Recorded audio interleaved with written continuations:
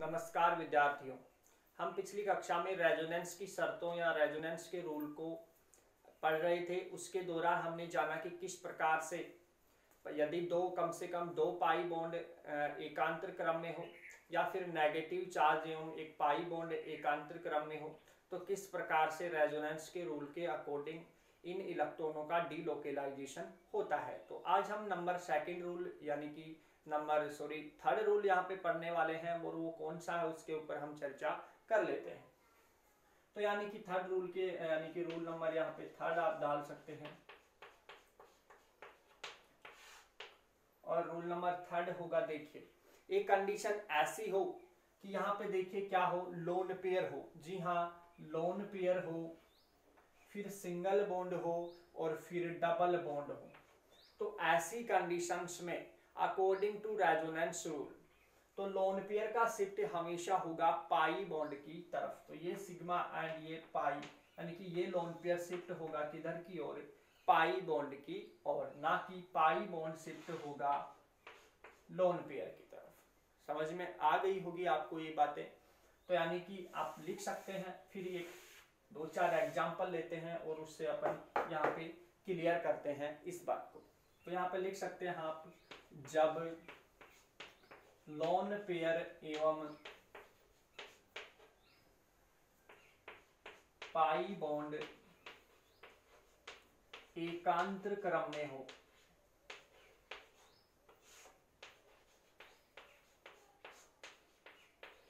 जी हाँ, एकांतर क्रम में हो, एकांतर क्रम में हो। देखिए आप इस प्रकार से लिख सकते हैं कि यहाँ पे क्या होगा भाई, लोन पेयर होगा, सिंगल बॉन्ड होगा और डबल बॉन्ड होगा, इस प्रकार से।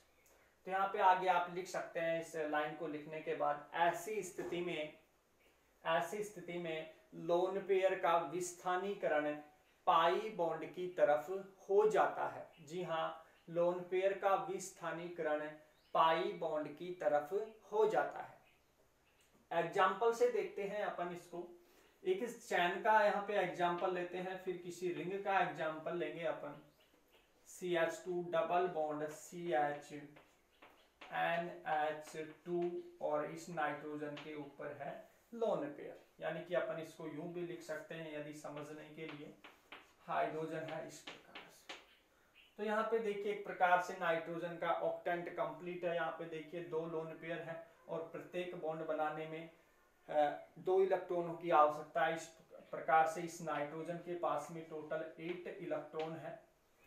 तो यानी कि मैं कह सकता हूं एज ये किसकी तरह बिहेवियर प्रदर्शित कर सकता है, लुईस बेस की तरह कार्य कर सकता है, अर्थात लोन पेयर डोनर स्पीशीज ये होता है। तो इस कॉन्सेप्ट को समझने के बाद में देखिए अपन चलते हैं रेजोनेंस के रूल के अकॉर्डिंग। तो वो कहता है कि ऐसी कंडीशंस हो, लोन पेयर हो, सिंगल बॉन्ड हो और डबल बॉन्ड हो, ऐसी कंडीशंस में लोन पेयर शिफ्ट हो जाता है इस पाई बॉन्ड की तरफ। तो हमें इस पाई बॉन्ड के अंतर्गत यहाँ पे लोन पेयर को घुमाना होगा, तो लोन पेयर इधर शिफ्ट होगा और ये पाई बॉन्ड इधर शिफ्ट हो जाता है। तो इसकी जो रेजोनेटिक स्ट्रक्चर हमें मिलती है वो क्या मिलती है, यहाँ पे देखिए इस CH2 के ऊपर अब नेगेटिव चार्ज आ जाता है, ये सिंगल बॉन्ड रहता है, ये CH रहता है, यहाँ पे डबल बॉन्ड रहता है और यहाँ पे देखिए ये नाइट्रोजन है और इसके साथ में देखिए दो हाइड्रोजन लगे हुए होते हैं और यहाँ पे इस नाइट्रोजन के साथ में अब क्या आ जाता है, पॉजिटिव चार्ज आ जाता है। तो इस प्रकार से इसकी रेजोनेटिक स्ट्रक्चर हमें ये मिल पाती है। तो यहाँ पे कुल टोटल 2 रेजोनेटिक स्ट्रक्चर हमें मिलती हैं।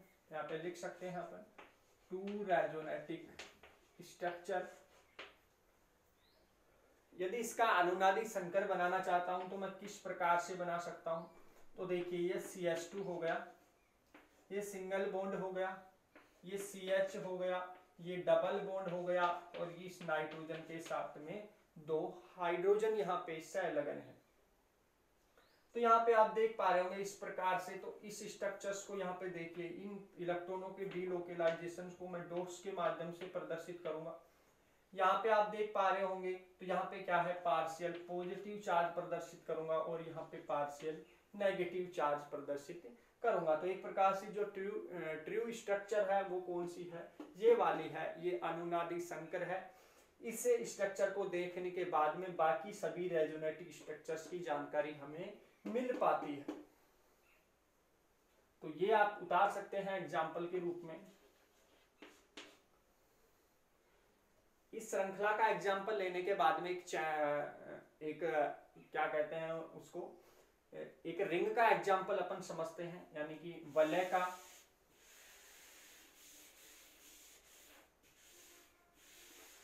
तो देखिए विद्यार्थियों, एक रिंग का एग्जाम्पल लेते हैं। देखिए एक एग्जाम्पल यहाँ पे हमने रिंग बना दी है और इस रिंग के ऊपर देखिए या तो NH2 समूह का हमने यहाँ पे एग्जाम्पल कर लिया है, एक OH समूह का भी हम कर लेते हैं। तो यहाँ पे देखिए ऑक्सीजन के पास में 2 लोन पेयर है इस प्रकार से। ये 6 मेंबर्ड रिंग है, एक तो 6 मेंबर्ड रिंग है ये, यानी 6 मेंबर्ड वलय है। तो इस रिंग के अंतर्गत किस प्रकार से रेजोनेंस हमें, यानी कि पाई इलेक्ट्रॉनों को किस प्रकार से डीलोकेलाइज्ड करना है वो समझ पाते हैं। तो यहाँ पे भी देखिए ये वाली कंडीशन आपको नजर आ रही होगी, लोन पेयर होगा, सिंगल बॉन्ड होगा, डबल बॉन्ड होगा। ऐसी कंडीशंस में लोन पेयर शिफ्ट हो जाता है पाई बॉन्ड की तरफ इस प्रकार से। तो यहाँ पे जो रेजोनेटिक स्ट्रक्चर हमें मिलती है दूसरी, वो क्या मिल पाती है, यहाँ पे देखिए यहाँ पे डबल बॉन्ड बन चुका है, ऑक्सीजन है यहाँ पे और यहाँ पे पॉजिटिव चार्ज है इस प्रकार से। यहाँ पे देखिए इस कार्बन के ऊपर नेगेटिव चार्ज है, इस बॉन्ड के इलेक्ट्रॉन इस प्रकार से रिप्रेजेंट है। आगे हमें वलय को घुमाना होगा। तो अब आप देख पा रहे होंगे जब नेगेटिव चार्ज हो, सिंगल बॉन्ड हो, डबल बॉन्ड हो, पिछला रूल हमने पढ़ा था उसमें ऐसा कहा हुआ था कि नेगेटिव चार्ज शिफ्ट हो जाता है किधर की ओर, पाई बॉन्ड की तरफ। तो इस नेगेटिव चार्ज को इधर घुमाएंगे तो इस बॉन्ड के इलेक्ट्रॉन इस कार्बन की तरफ शिफ्ट हो जाते हैं। तो नेक्स्ट रेजोनेटिक स्ट्रक्चर हमें क्या मिलती है, देखिए नेगेटिव चार्ज इधर आ गया, यहाँ पे देखिए डबल बॉन्ड आ गई, इस प्रकार से ऑक्सीजन हो गया, ये हाइड्रोजन हो गया, ये पॉजिटिव चार्ज हो गया और एक इस प्रकार से लोन पेयर हो जाता है। जो नेक्स्ट रेजोनेटिक स्ट्रक्चर से आगे घुमाएंगे इस नेगेटिव चार्ज को और इस बॉन्ड के इलेक्ट्रॉन इस कार्बन की तरफ शिफ्ट करेंगे तो हमें नेक्स्ट रेजोनेटिक स्ट्रक्चर हमें क्या मिलती है, यहाँ पे नेगेटिव चार्ज आ जाएगा। अब यहाँ पे बॉन्ड का फॉर्मेशन हो जाएगा इस प्रकार से और यहाँ पे देखिए आप इस ऑक्सीजन पेयर पॉजिटिव चार्ज और एक लोन पेयर शेष रहने वाला है। अब आगे देखिए आप इस बॉन्ड के इलेक्ट्रॉनों को मैं आगे घुमाना चाहूँ तो इस बॉन्ड के इलेक्ट्रॉन इस बॉन्ड की तरफ और इस बॉन्ड के इलेक्ट्रॉन इस ऑक्सीजन की तरफ। जो नेक्स्ट रेजोनेटिक स्ट्रक्चर हमें मिलती है वो कौन सी है भाई, यहाँ पे लिख देते हैं अपन इस प्रकार से। तो ये देखिए इस ऑक्सीजन का पॉजिटिव चार्ज समाप्त हो चुका है, इस ऑक्सीजन पर 2 लोन पेयर आ चुके हैं, इस बॉन्ड का फॉर्मेशन हो चुका है और बाकी बॉन्डों को सेम इसी प्रकार से उतार सकते हैं। इस प्रकार से यहाँ पे टोटल आपको 5 रेजोनेटिक स्ट्रक्चर मिल पा रही होंगी, यानी टोटल यहाँ पे कितनी रेजोनेटिक स्ट्रक्चर बनती हैं, 5 रेजोनेटिक स्ट्रक्चर बनती है। तो एक एग्जांपल आप ये भी उतार सकते हैं। यदि इसका अनुनादी संकर बनाना चाहूं तो किस प्रकार से बना सकते हैं अपन, एक ऐसी रिंग जो सभी रेजोनेटिक स्ट्रक्चर्स की हमें जानकारी दे रही है वो कौन सी है, देखिए इस प्रकार से रिंग बना देंगे। अब हमें देखना है यहाँ पे देखिए कौन सा OH समूह यहाँ पे जुड़ा हुआ है इस प्रकार से। ऑक्सीजन पे आप देख पा रहे होंगे कि पॉजिटिव चार्ज होगा तो यहाँ पे पार्शियल पॉजिटिव चार्ज प्रदर्शित करेंगे। इस ऑर्थो पोजीशन पर आपको नेगेटिव चार्ज नजर आ रहा होगा तो यहाँ पे पार्शियल नेगेटिव चार्ज। फिर इस पैरा पोजीशन पर आपको नेगेटिव चार्ज नजर आ रहा होगा तो यहाँ पे देखिए पार्शियल नेगेटिव चार्ज। इसी प्रकार से दूसरी वाली ऑर्थो के ऊपर भी कौन सा चार्ज नजर आ रहा है, पार्शियल नेगेटिव चार्ज। और इस प्रकार से रिंग में कंप्लीट डीलोकेलाइजेशन को अपन इस प्रकार से रिप्रेजेंट कर देते हैं। तो ये कहलाता है रेजोनेटिक हाइब्रिड, एक अकेली वास्तविक संरचना जो सभी वलय की यानी कि सभी रेजोनेटिक स्ट्रक्चर्स की अकेली जानकारी हमें देती है। एक एग्जांपल और कर लेते हैं अपन ताकि आपको अच्छे से समझ में आ जाए। अब लेते हैं एक 5 मेंबर्ड रिंग का। देखिए एग्जाम्पल आपको के लिए इंपॉर्टेंट है यहाँ पे। तो एक ऐसा एग्जाम्पल जिसमें क्या हो गई 5 मेंबर्ड हो। तो यहाँ पे देखिए एक ऐसा एग्जाम्पल है जो 5 मेंबर्ड है और यहाँ पे नाइट्रोजन है, हेटेरो एटम के रूप में है। यहाँ पे प्रत्येक के पास में क्या है भाई, कार्बन है, और यहाँ पे एक विषम परमाणु के रूप में नाइट्रोजन है, और इस नाइट्रोजन पर एक लोन पेयर है, और यहाँ पे इस प्रकार की हमें कोई रिंग है। तो इस रिंग में यदि मैं बात करूं तो यहाँ पे भी रेजोनेंस की पॉसिबिलिटी हो सकती है। लोन पेयर है, सिंगल बॉन्ड है और डबल बॉन्ड है। ऐसी कंडीशंस में लोन पेयर शिफ्ट हो जाता है किधर की ओर, पाई बॉन्ड की तरफ। तो हमें जो रेजोनेटिक स्ट्रक्चर मिलती है वो क्या होती है। अब देखिए इस नाइट्रोजन के ऊपर कौन सा चार्ज आ चुका है, पॉजिटिव चार्ज नजर आ चुका है। यहाँ पे डबल बॉन्ड का फॉर्मेशन हो चुका है और यहाँ पे नेगेटिव चार्ज है, और बाकी बॉन्ड इस प्रकार से। अब इस नेगेटिव चार्ज को इधर घुमाएंगे और इस बॉन्ड के इलेक्ट्रॉन को इधर घुमाएंगे, तो देखिए कौन से किस प्रकार की रेजोनेटिक स्ट्रक्चर हमें मिलती है।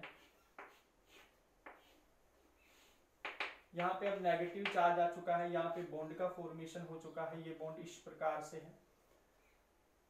अब आप देख पा रहे होंगे यहाँ पे नाइट्रोजन के ऊपर पॉजिटिव चार्ज है। अब आगे देखिए आप नेगेटिव है, फिर सिंगल बॉन्ड है और फिर डबल बॉन्ड है। ऐसी कंडीशंस में देखिए इस प्रकार से अपन शिफ्ट करा सकते हैं।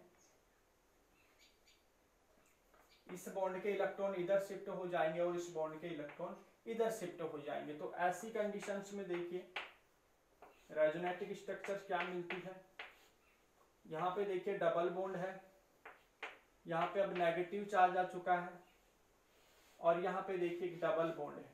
इस प्रकार की रेजोनेटिक स्ट्रक्चर हमें मिल पाती है। आगे फिर इस नेगेटिव चार्ज को इधर घुमाएंगे और इस बॉन्ड के इलेक्ट्रॉनों को आगे इस प्रकार से घुमाएंगे। तो जो नेक्स्ट रेजोनेटिक स्ट्रक्चर हमें मिलती है वो कौन सी है भाई,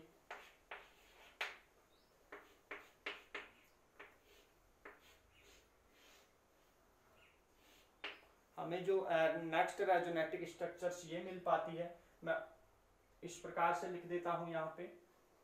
यहाँ पे देखिए आपको पॉजिटिव चार्ज नजर आ रहा होगा। अब यहाँ पे देखिए आपको नेगेटिव चार्ज आएगा इस बॉन्ड की तरफ इस प्रकार से।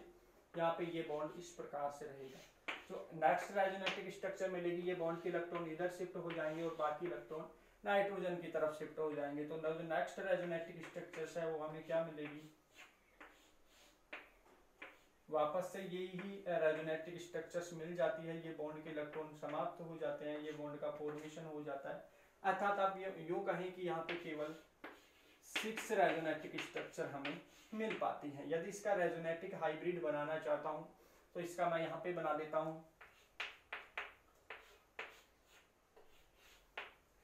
तो यहाँ पे नाइट्रोजन है, देखिए नाइट्रोजन पर पार्शियल क्या है, पॉजिटिव चार्ज है। अब देखिए आप नेगेटिव चार्ज किन किन पोजीशंस पे आया है।